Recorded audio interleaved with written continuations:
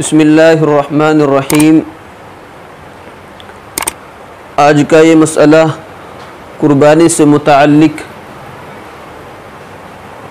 कुर्बानी के जानवरों की उम्र कितनी होनी चाहिए। अल-जवाब हामिदन व मुसल्लियन, बकरा या बकरी 1 साल का मुकम्मल होना ज़रूरी है।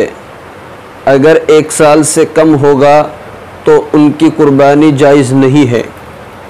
नंबर 2, दुम्बा या भेड़ अगर देखने में फरबा मालूम होते हैं, ऐसे लगते हैं कि ये 1 साल के हैं, तो उनकी कुर्बानी जायज़ है, बशर्ते कि वो 6 महीने से कम ना हो। अगर 6 महीने से कम होंगे तो इस सूरत में उनकी कुर्बानी जायज़ और दुरुस्त नहीं है। नंबर 3, भैंस, कटड़ा, इनकी उम्र मुकम्मल 2 साल होना ज़रूरी है। अगर इससे कम हो तो इनकी कुर्बानी जायज़ नहीं है।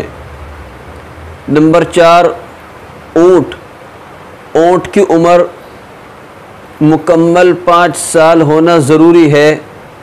अगर 5 साल से कम होगी तो इनकी कुर्बानी जायज़ नहीं है।